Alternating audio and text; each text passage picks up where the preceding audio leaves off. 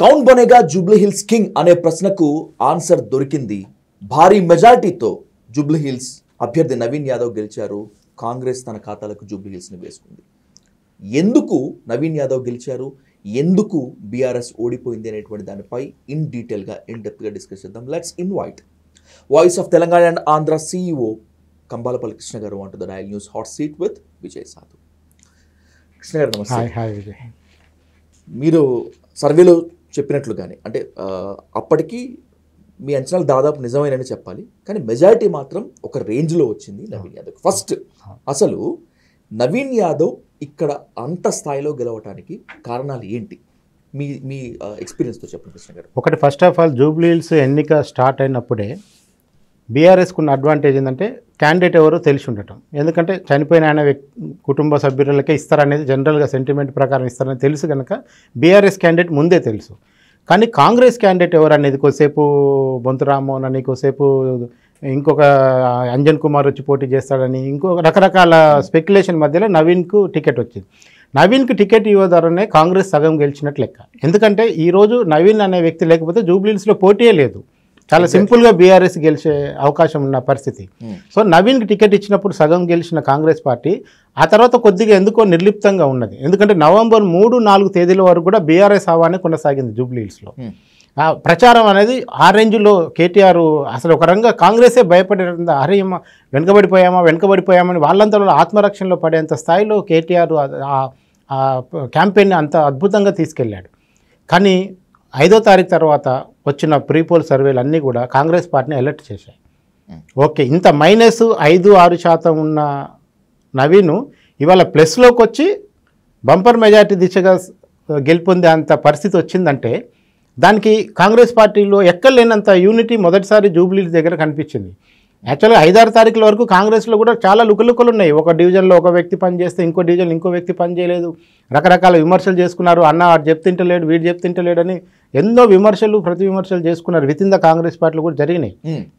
కానీ 5వ తారీఖు తర్వాత ముఖ్యమంత్రి చేసిన ఒక రివ్యూ, ఆ తర్వాత ఆయన పెట్టిన ఎఫర్ట్స్, తర్వాత మంత్రులకి డివిజన్లు ఇవ్వటము, పోల్ మేనేజ్మెంట్ అనేది చాలా పకడ్బందీగా కాంగ్రెస్ పార్టీ చేసుకోగలిగింది అనేది మనకు జూబ్లీ హిల్స్ ఫలితాన్ని బట్టి అర్థమవుతుంది. ఒక రకంగా 7వ తారీఖుకే బీఆర్ఎస్ చేతులు ఎత్తేసింది ఫీల్డ్లో, జూబ్లీ హిల్స్ నియోజకవర్గంలో. సో దానివల్ల ఏమైందంటే ఓటర్లు కూడా క్రమంగా మైనస్లో ఉన్న కాంగ్రెస్ పార్టీని ప్లస్లోకి తీసుకొచ్చి ఈరోజు గెలిపించే పరిస్థితి తీసుకొచ్చారు. సో అందుకనే కాంగ్రెస్ పార్టీ చాలా కలిసికట్టుగా పనిచేసింది. ఈ 2 ఏళ్లలో రేవంత్ రెడ్డి అధికారంలోకి వచ్చిన తర్వాత ఇంత బాగా కలిసి పనిచేసిన ఎన్నిక ఇదే అని చెప్పాలి. ఎందుకంటే ఒక ఐక్యత అనేది ప్రదర్శించారు. ఎట్టి పరిస్థితిలో ఇది గెలవకపోతే చాలా అంశాలు వీటికి ముడిపెట్టారు. ఈరోజు ముఖ్యమంత్రి పీఠమే పోతుందని, ముఖ్యమంత్రి మారుస్తారని, కాంగ్రెస్ పార్టీలో సంక్షోభం వస్తుందని, రేవంత్ రెడ్డి వ్యతిరేకులకు బలం వస్తుందని, ఇట్లా వీళ్ళని వాళ్ళు ఓడించాలని, వాళ్ళని వీడు ఓడించాలని ఒక రకరకాల ఈక్వేషన్ల మధ్య జరిగిన ఎన్నికల్లో నవీన్ యాదవ్ గెలుపు అనేది ఇది కాంగ్రెస్ యొక్క సమిష్టి కృషి. ఆ బీఆర్ఎస్ వైఫల్యం ఎలా ఉందో కూడా మనం మాట్లాడుకుందాం. ముఖ్యంగా కాంగ్రెస్కి ఇంకొంత డిస్కస్ చేసి దానికి వెళ్దాము. కృష్ణ గారు, మీరు ఒక మాట అన్నారు, నిజంగానే కాంగ్రెస్లో యూనిటీ చాలా తక్కువగా ఉంటుంది. ఒకవేళ గనుక జూబ్లీ హిల్స్ని కాంగ్రెస్ పోగొట్టుకుంటే ప్రజాపాలనకు ఇది రెఫరెండంగా భావించి ఉంటారనేటువంటి భయం వెంటాడింది అనుకోవచ్చా, లేకపోతే అత్యంత ప్రతిష్టాత్మకంగా నవీన్ యాదవ్ గెలుపుని రేవంత్ రెడ్డి తీసుకున్నారనుకోవచ్చా? అసలు మీకు అన్నిటికంటే విషాదకరమైన విషయం ఏంటంటే జూబ్లీ హిల్స్లో ప్రజల సమస్యలు ఏ పార్టీ ప్రచారం చేయలేదు.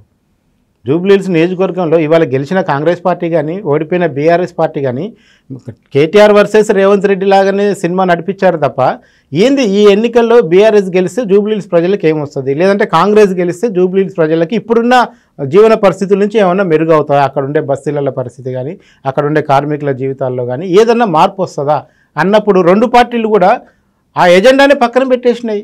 ఇవాళ రెఫరెండం అని అంటానికే లేదు. మరి ఇవాళ బీఆర్ఎస్ పార్టీ ఒప్పుకుంటుందా ఇది రెఫరెండం అంటే రేవంత్ రెడ్డి పరిపాలన అంతా బాగున్నట్టేనా? మిగతా రాష్ట్రం అంతా చూస్తే అట్లా అంటే కాదు కదా.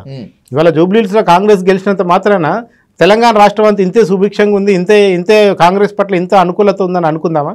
రేపు రాబోయే రోజుల్లో GHMC ఉండనే ఉన్నది, అక్కడ తెలిసిపోతుంది. ఆ తర్వాత స్థానిక సంస్థల ఎన్నికలు జరగాలి. ఇంకా ఒక 10 నియోజకవర్గాల్లో బై ఎలక్షన్ వస్తుందేమని కోర్టు తీర్పులు అట్లా ఎదురు చూస్తున్నాయి. సో ఈ టైంలో ఎందుకంటే ఖచ్చితంగా కాంగ్రెస్ పార్టీ మీద ఉన్న వ్యతిరేకత అన్ని అంశాలు కూడా పక్కకు పోయినాయి. నవీన్ యాదవ్ మీద జరిగిన కుట్ర కూడా ఒకటి చెప్పాలి మనం. నవీన్ యాదవ్ని తన తండ్రికి ఉన్న ఇమేజ్ రీత్యా తనను కూడా ఒక రౌడీ షీట్ లాగా పోర్ట్రేట్ చేయడానికి బీఆర్ఎస్ చాలా ప్రయత్నం చేసింది. అది సక్సెస్ కాలేదనేది కూడా అర్థమవుతుంది. అది ఒక రంగా ఇంకా రివర్స్ అయిందేమో అనిపిస్తుంది. నవీన్ యాదవ్కి ఇన్ని ఓట్లు రావటం వెనకాల నవీన్ యాదవ్ని ఉత్తిపుణ్యానికి రౌడీ అన్నారు, రౌడీ షీట్ అన్నారు, బదనాం చేశారు అనేది కూడా ఒక సెక్షన్లో యూత్లో ముఖ్యంగా ఎక్కువ పోయినట్టు మనకు కనపడుతుంది. సో అందుకనే ఇది బీఆర్ఎస్ స్టార్టింగ్లో ఉన్న స్ట్రాటజీ మధ్యలోకి వచ్చేసరికి నవీన్ యాదవ్ని పర్సనల్గా తీసుకున్నారు. నవీన్ యాదవ్ మీద ఇప్పుడు కాంగ్రెస్ ఎంతసేపటికి రేవంత్ రెడ్డి మీద బీఆర్ఎస్ యొక్క 10 ఏళ్ల పాలన మీద విమర్శలు చేసింది, కానీ సునీతని ఏమనలేదు. అవును, సునీత వ్యక్తిగత విషయాల పట్ల కానీ సునీత వ్యక్తిగత ఆమె క్యారెక్టర్ గురించి కానీ ఏం మాట్లాడలేదు, ఎక్కడ మాట్లాడలేదు. కానీ ఇక్కడ నవీన్ క్యారెక్టర్ని బాగా బ్యాడ్ చేసే ప్రయత్నం బీఆర్ఎస్ చేసింది. అది క్లియర్ కట్ కనపడుతుంది. మీకు ఎక్కడెక్కడి నుంచో ఉన్న తెలంగాణ వ్యాప్తంగా ఉన్న వివిధ జిల్లాల నుంచి యాదవ సంఘాలు అందరూ వచ్చి ఇక్కడ పనిచేశారు. అంటే ఒక బీసీ వ్యక్తికి టికెట్ వచ్చి గెలిచే టైంలో ఒక అగ్రవర్ణాల వ్యక్తి అగ్రవర్ణాల నడుపుతున్న పార్టీ వాళ్ళు వచ్చి బీసీ బిడ్డని రౌడీ అంటున్నారు అనేది ఒక యాంగిల్ అనేది ఉందో అది చాలా వరకు ఇక్కడ క్లియర్గా పనిచేసినట్టు కనపడుతుంది. ఇక పోల్ మేనేజ్మెంట్లు అంటే నిజంగానే బీఆర్ఎస్ ఇద్దరు డబ్బులు పంచారనేది బహిరంగంగానే వీడియోలు రిలీజ్ చేసుకున్నారు, అందులో దాచుకోవడానికి ఏం లేదు. కానీ పోల్ మేనేజ్మెంట్లో బీఆర్ఎస్ పార్టీ కంటే కూడా కాంగ్రెస్ పార్టీ ఖచ్చితంగా 5-6 మెట్లు పైన ఉన్నది మనకి ఈరోజు రిజల్ట్ బట్టి అర్థమవుతుంది. గెలుపులో డబ్బు పంపిణీ ఏ స్థాయిలో ప్రభావం చూపించుండొచ్చు అంటే ఇప్పుడు మనం యాక్చువల్గా ఇది మనం మాట్లాడుకోకూడని అంశం. ఓటుకు నోటు అనేది అసలు నిన్న వచ్చిన ఒక వార్త చూస్తే ఇంకా నవ్వు వచ్చింది. ఒక ఇంట్లో 14 ఓట్లకు డబ్బులు ఇచ్చారట, 18 ఓట్లకు డబ్బులు ఇస్తే 4 ఓటేశారంట, మిగతా 14 మంది ఓటేయలేదంటే ఆ డబ్బులు వెనకకి ఏంటని అడిగారంట. ఇది ఒక మేజర్ పత్రికలో ఫ్రంట్ పేజ్లో వచ్చిన వార్త ఇది. మనం హుజూరాబాద్లో కూడా చూసాము, 6,000 కవర్ మీద రాసి 6,000 అని రాసి డబ్బులు ఆ రోజు బీఆర్ఎస్ పార్టీ పంచడానికి ప్రయత్నం చేసింది. మునుగోడు బై ఎలక్షన్లు అయితే మాకు డబ్బులు ఇస్తేనే ఓటేస్తామని ప్రజలే ధర్నా చేశారు. పోలింగ్ బూత్ ముందు కూర్చొని ధర్నా, ఏందమ్మా 2 అవుతుంది ఓటింగ్ బూతులు అంటే మాకు ఇంకా రావాల్సిన పైసలు రాలేదని మాట్లాడారు. సో ఇది ఒక విచారకరమైన పరిస్థితి. కానీ మొత్తం డబ్బే గెలిపించిందంటే నవీన్ యాదవ్ ఒక ఇండివిజువాలిటీ కూడా ఇందులో ఉన్నది. ఎందుకంటే డబ్బులే గెలిపించేటట్లయితే అసలు బీఆర్ఎస్కి ఓట్లే రావద్దు, అట్లంటే ఈ మాత్రం ఓట్లు కూడా రావద్దు కదా బీఆర్ఎస్కి, మొత్తం డబ్బులే ప్రభావం. కానీ బీఆర్ఎస్ కూడా గట్టిగానే ప్రజల్లో ఉంది. చాలా వరకు ఏమైందంటే రావాల్సిన ఓటర్లు బయటికి రాలేదు. అది వర్కింగ్ డే కావటం ఒకటి. రెండోది ఎక్కువ ఓన్లీ స్కూళ్ళకు మాత్రమే సెలవు ఇచ్చారు జూబ్లీహిల్స్లో, మిగతా ప్రైవేట్ ఆఫీసులకు కానీ ఎక్కడ కానీ సెలవు లేదు. జనరల్గానే హైదరాబాద్లో రికార్డ్ స్థాయిలో తక్కువ పోలింగ్ జరుగుతుంది. లాస్ట్ ఇయర్ 1% పెరిగింది అంతే. అసలు మార్నింగ్ ఫస్ట్ 10 to 11 వరకు ఉన్న పోలింగ్ సార్లు చూస్తే నేను ఒక 50-55% దాకా పోద్ది అనుకున్నా, కానీ 30% వరకు ఉన్నది. కానీ మీకు 2 తర్వాత మళ్ళీ అంతా సర్దుకుంది. 6 గంటలకు అసలు జనమే లేరు ఓటింగ్ బూత్. జనరల్గా ఏమైతే మునుగోళ్ళు ఏమైందంటే 6 తర్వాత కొన్ని వేల మంది ఓటేసారు మునుగోళ్ళు. ఇక్కడికి వచ్చేసరికి అట్లా లేదు, 6ంటికి అందరూ బాక్సులు సర్దేసుకున్నారు. చాలా పోలింగ్ బూత్లలో 200 బూతింగ్లలో 6 గంటలకు మనుషులే లేరు. సో అక్కడే కొంచెం డౌట్ వచ్చింది, పోలింగ్ బాగా తక్కువ అవుతుంది అనేది. సో అందుకనే ఏదేమైనా సరే జనాన్ని అట్రాక్ట్ చేయటంలో, జనానికి హామీల విషయంలో కానీ ఇలా 6 గ్యారంటీలు అమలు చేశారు లేదనేది మనకు అక్కడ పనికొచ్చినట్టు కనపట్లేదు.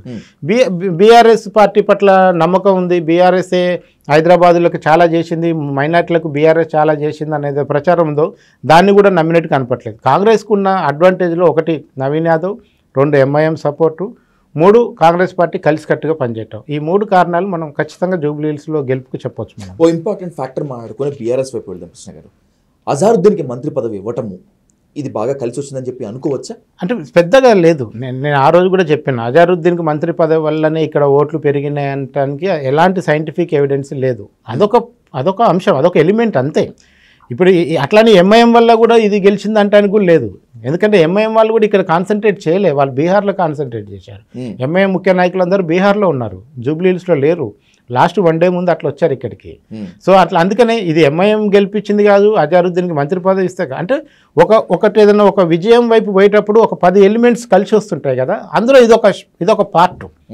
మేజర్ పార్ట్ ఏంటంటే నవీన్ యాదవ్. మేజర్ పార్ట్ నవీన్ యాదవ్ అనే వ్యక్తి లోకల్గా ఉండటం, 3 సార్లు పోటీ చేయటం, గల్లీ తెలిసి ఉండటం, గతంలో ఏం తప్పులు చేశాము, ఎట్లా ఓట్లు మిస్ అయినా తెలుసుకోవటం, ప్రతి ఓటర్కి ప్రతి పేజీకి ఒక ఇన్ఛార్జిని పెట్టి ఈరోజు ఎలక్షన్ కొట్లాడారు. అంత ఈజీగా తీసుకోలే కాంగ్రెస్ పార్టీ. అంటే మధ్యలో వదిలేయలే. జనరల్ ఏం చేస్తారంటే కొద్దిసేపు కష్టపడ్డాక గెలుస్తున్న వాళ్ళు 20 అని వదిలేస్తారు. కానీ లాస్ట్ డే వరకు 5:30 వరకు కూడా వదిలేయలేదు కాంగ్రెస్ పార్టీ. అట్లా ఓటర్ని తీసుకొచ్చి ఓటు వేయించుకోవటం. సో అందుకనే ఒక సెక్షన్ ఆఫ్ పీపుల్ ఇవాళ చూస్తే కొన్ని వందల ఓట్లు నోటాకు పడుతున్నాయి. ఎగ్జాక్ట్లీ, అవును, కొన్ని వందల ఓట్లు నోటాకు పడుతున్నాయి. ప్రతి రౌండ్ లో మినిమం 100 అట్లా నోటాకు పడుతూ వచ్చినాయి.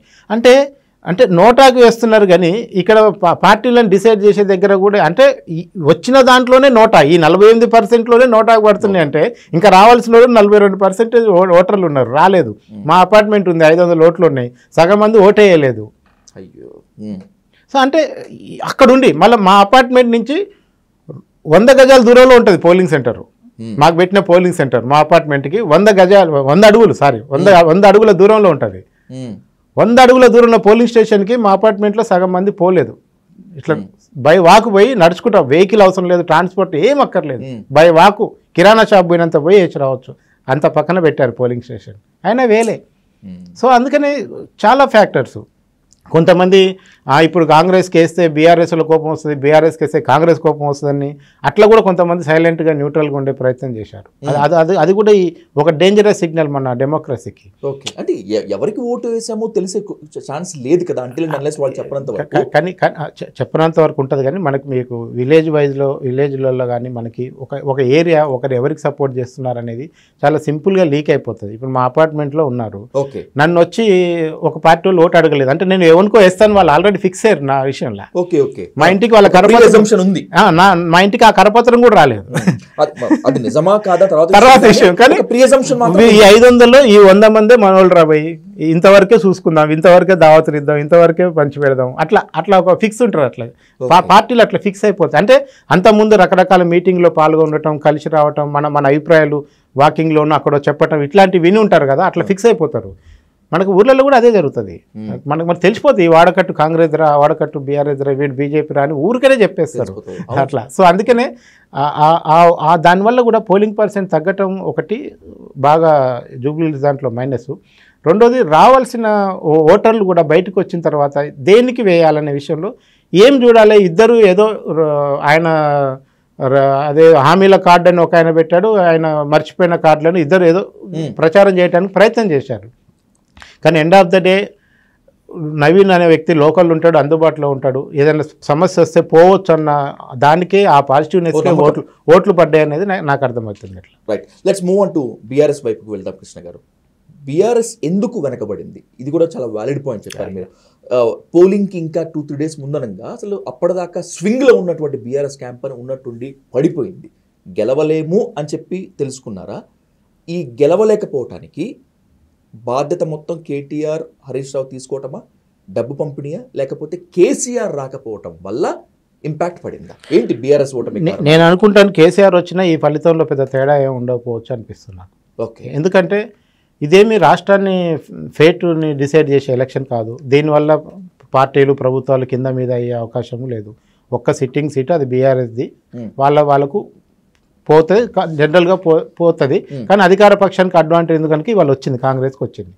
కానీ ఈ బీఆర్ఎస్ అనేది ఏం చేసిందంటే వాళ్ళు కూడా ఒక సర్టన్ ఆఫ్ అమౌంట్ ఇచ్చారట, ఇచ్చి చేతులు ఎత్తేసారు. ఇంతకంటే మనం ఇవ్వలేము, దీంతో పాటు వస్తే వచ్చింది, లేకపోతే లేదు, వదిలేద్దాం అనే డెసిషన్కి వాళ్ళు 7వ తారీఖు నాడే వచ్చారు అనేది నాకున్న సమయం. అర్థమైపోయింది. ఇంతకు మించి మనం చేయలేము. ఇప్పుడు మీరు మునుగోల్లో చూడండి, పోలీస్ వెహికల్స్నే డబ్బులు తరలించారని మీడియాలో కథనాలు వచ్చాయి. ఆ పోలీస్ వెహికల్స్ ఎవరు అండర్లో ఉంటాయి, ఎవరు అధికారం ఉంటే వాళ్ళ అండర్లో ఉంటాయి, అంతే కదా. ఇక్కడ కూడా ఎవరు అధికారం ఉన్నాడు, కాంగ్రెస్ వాళ్ళు అధికారం ఉన్నాడు. ఎవరు డబ్బులు ఈజీగా పంచగలుగుతారంటే న్యాచురల్ అడ్వాంటేజ్ రూలింగ్ పార్టీకి ఉంటుంది. సో అందుకనే బీఆర్ఎస్ చేసిన ప్రయత్నం ఒక దశలో బీఆర్ఎస్ వాళ్ళు కూడా అద్భుతంగా గెలవబోతున్నాం అన్న కాన్ఫిడెన్స్తో ఇవాళ మీరు కేటీఆర్ గారు అన్ని ఇంటర్వ్యూలు చూడండి, ఎట్లా గెలవబోతున్నా అని చాలా డీటెయిల్గా ఒక్కొక్క ఛానల్కి 1.5 గంట ఇంటర్వ్యూలు ఇచ్చి చెప్పాడు. ఆ ప్లానింగ్ అంతా నిజంగా చేశారు, కానీ అల్టిమేట్గా రిజల్ట్ తేడా వచ్చింది. సో అందుకనే ఇది ఒక్కదాంతోనే కేటీఆర్కి రేపు భవిష్యత్తు రాజకీయంగా పార్టీలో ఉంటుందా ఉండదంటే కేటీఆర్కి వారసత్వంగా రావాల్సిన పదవి అయితే వస్తుంది, పార్టీ ప్రెసిడెంట్ అనేది అయితే ఆటోమేటిక్ వస్తుంది. దాన్ని అదైతే హరీష్ రావు పోయే అవకాశం లేదు, కవితకు పోయే అవకాశం లేదు, రేస్లో లేదు. సో అట్లాంటప్పుడు ఇంకెన్నది ఎవరు మిగిలిన హరీష్ రావు గారు. ఈ ఎన్నికల్లో నేను విన్నది ఏంటంటే ఇక్కడ బీఆర్ఎస్ అభ్యర్థి ఓడిపోతే రేపు ఇక్కడితోని మాగంటి కుటుంబం క్లోజింగ్గా, నెక్స్ట్ ఎలక్షన్కి ఇక మాగంటి కుటుంబం రేస్లో లేదు. హరీష్కి ఒక మనిషి ఉన్నాడు అక్కడ, రేపు అతనికి టికెట్ వస్తుంది, ఆయన కోసమైనా ఈ ఎన్నికను ఓడిస్తారనేది ఒక చర్చ స్టార్ట్ చేశారు. ఓకే ఓకే అదొక రకమైన బీఆర్ఎస్ లో అంతర్గతంగా జరిగింది ఇది. ఎందుకంటే మళ్ళీ కనుక ఇప్పుడు సునీత గెలిస్తే మళ్ళీ తన బిడ్డనో ఎవరో నిలబెడుతుంది నెక్స్ట్ ఎలక్షన్కి, ఈమెకు టికెట్ ఇవ్వమని అడుగుతుంది. ఇదంతా మనకెందుకు, ఈ ఎలక్షన్తో క్లోజ్ చేసేసుకుంటే నెక్స్ట్ టైంకి ఫ్రెష్ అభ్యర్థి వస్తాడు. బీఆర్ఎస్లో 2 క్యాండిడేట్లు ఉన్నారు జూబ్లీ హిల్స్ అడుగుతున్న వాళ్ళు. సో ఆ ఇద్దరిట్లో ఎవరికి వచ్చినా పర్వాలేదు, కానీ ఇక మళ్ళీ మాగంటి కుటుంబాన్ని ఇంతతో డిస్కనెక్ట్ చేయాలన్న ఒక వాదన అనేది స్టార్ట్ అయింది with in the BRS party. So అందులో భాగంగా జరగవచ్చు. వీటన్నిటికి తోడు కాంగ్రెస్ చేసిన ఒక గ్రౌండ్ వర్క్ అలా హార్డ్ వర్క్ కూడా కనపడుతుంది. సో ఇక హరీష్ కూడా చాలా యాక్టివ్గా ఉండలేకపోయారు. లాస్ట్ 3 రోజులు ఒక 3 సభలు పెట్టారు. బికాజ్ వాళ్ళ ఫాదర్ ఇష్యూ వల్ల ఆయన పెట్టలేదు. కానీ ఇప్పుడు హరీష్కి టైం లేకపోవడంలో కేసీఆర్ రాకపోవడం కంటే కూడా వీటన్నిటిని మించిన వర్కౌట్ కాంగ్రెస్ చేసింది అనేది ఈ ఎలక్షన్లో మనకు క్లియర్ కనపడుతుంది. దీంట్లో కేటీఆర్కి స్టామినా లేదా ఎలక్షన్ ఎదుర్కొన్నదంటే ఉన్నది. ఎందుకంటే నీకు 5వ తారీఖు వరకు ఆయన లాక్కొచ్చిన పద్ధతి చూస్తే ఒక 50,000 మెజార్టీతో బీఆర్ఎస్ గెలుస్తుందేమో అన్న స్థాయిలో తీసుకొచ్చారు. కానీ అది 6వ తారీఖు నుంచి లేదు, మొత్తం పడిపోయింది, మొత్తం డౌన్ అయిపోయింది. అసలు పోలింగ్ బూత్లో ఏజెంట్లు లేరు. బీఆర్ఎస్కి సగం బూత్లలో గంట తర్వాత ఏజెంట్లు కనపడలేదు. మొత్తం పోలింగ్ అంతా వన్ సైడ్ చేసుకునే ఇలా కాంగ్రెస్కు బలం లేదనుకున్న డివిజన్లో కూడా ఇవాళ కనీసం 100లలో లీడ్ వస్తుంది కదా. అట్లాంటప్పుడు అది పూర్తిగా ఇది కాంగ్రెస్ యొక్క విజయం. బీఆర్ఎస్ వైఫల్యం కంటే కూడా లాస్ట్ మినిట్ పోల్ మేనేజ్మెంట్లో వాళ్ళకు కూడా తక్కువ అనుభవం లేదు. పోల్ మేనేజ్మెంట్లో బీఆర్ఎస్ ఎన్నో బై ఎలక్షన్లు ఎదుర్కొన్నది. ఉద్యమ కాలం నుంచి కూడా వాళ్ళు బై ఎలక్షన్లు ఎదుర్కొన్నారు. సార్ అక్కడంటే ఒక పెద్ద సెంటిమెంట్ ఉంటుంది. ఇప్పుడు ఏ సెంటిమెంట్ లేదు. సునీతకు రావాల్సిన సెంటిమెంట్ అనేది అది ఏ మాత్రం కూడా ఏ పర్సెంటేజ్ కూడా కనపడలేదు మనకి ఇప్పుడు. సో అందుకనే సెంటిమెంట్ వర్కౌట్ కాలేదు, డబ్బులు వర్కౌట్ కాలేదు. ఇక ఎంతో కొంత పార్టీకి ఉన్న ఇమేజ్, జిహెచ్ఎంసీ పరిధిలో ఉన్న ఇమేజ్ కూడా అంతగా దీనికి సహకరించలేదు. ఓవరాల్గా చూసుకున్నప్పుడు బీఆర్ఎస్ పూర్తిగా దీన్ని వైఫల్యం అన్నాను, కానీ ఎంతో కొంత అయితే వెనుకబడింది అనేది అర్థమవుతుంది మనకి. ఓవరాల్గా లెట్స్ కంక్లూడ్ కృష్ణ గారు. ఓవరాల్గా ఇప్పుడు ఇది కాంగ్రెస్కి బూస్టప్పే, టీఆర్ఎస్కి కాస్త ఇబ్బందికరంగా పరిణామం ఉంటుందా? ఖచ్చితంగా ఉంటుంది. ఎందుకంటే దీన్ని ఒక పెద్ద ఎజెండా చేసింది కేటీఆర్ గారు. రేవంత్ రెడ్డి ఇమేజ్తో ముడిపెట్టి, ముఖ్యమంత్రి ఇమేజ్తో ముడిపెట్టి ఆయన పాలనకు రిఫరెండం అని, పరిపాలనకు రిఫరెండం అంటే కనీసం ఒక 10 ఎలక్షన్లు అన్న జరిగితే, జిల్లాకు ఒక ఎలక్షన్ అన్న జరిగితే అప్పుడు పరిపాలనకు రిఫరెండం అంటే ఒక సెన్స్ ఉంటుంది. ఒక్క జూబ్లీహిల్స్ ఓటర్లను పట్టుకొని రాష్ట్రం మొత్తం పరిపాలనకి మనం పోలిక పెడితే అది జూబ్లీహిల్స్ అనేది ఒక పెద్ద మయసభ. దాంట్లో ఒక్కొక్క క్లస్టర్ మార్వాడీలు ఉంటారు, క్రిస్టియన్లు ఉంటారు, హిందువులు ఉంటారు, ముస్లింలు ఉంటారు. మినీ ఇండియా లాగా ఉంటుంది జూబ్లీహిల్స్. అన్ని రకాల వలస వచ్చిన వాళ్ళు ఉంటారు, కార్మికులు, బీహార్ వాడు ఉంటాడు, ఒరిస్సాడు ఉంటాడు, రకరకాల ప్రజలు ఉంటారు దాంట్లో. దీన్ని చూపెట్టి మీరు ఈ ఫలితాన్ని మొత్తం పరిపాలనకు రెఫరెండం అంటే అసలు దీంట్లో గ్రామాలకు అందే ఫలితాలు ఏవి సిటీలో ఉండవు కదా. ఓన్లీ ఆర్టీసీ బస్ తప్ప మిగతా ఏ స్కీమ్ ఇక్కడ వర్తిస్తారు? రైతు రుణమాఫీ వస్తుందా?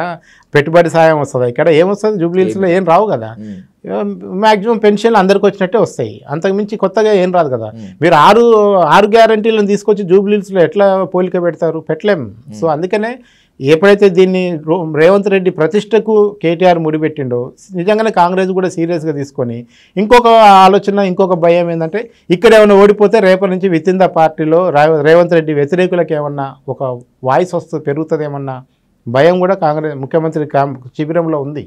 ఆ ముఖ్యమంత్రి శిబిరం కూడా చాలా యాక్టివ్గా పనిచేసింది. రేపు ఇంకా వేరే వాళ్ళ అడ్వాంటేజ్ తీసుకోకూడదు అనుకున్న ఉద్దేశంతో ఆ శిబిరం కూడా చాలా యాక్టివ్గా పనిచేయటం, పోల్ మేనేజ్మెంట్ చేయడం, డివిజన్ల వారికి సమీక్ష చేయటం, మంత్రులు కూడా ముఖ్యమంత్రికి బాగా సన్నిహితులైన మంత్రులు నియోజకవర్గంలో ఉండి నిద్రలు చేసి పనిచేయటం వల్ల ఈ విజయం అనేది దొరికింది. రైట్. థ్యాంక్ యూ కృష్ణ గారు. Thank you so much.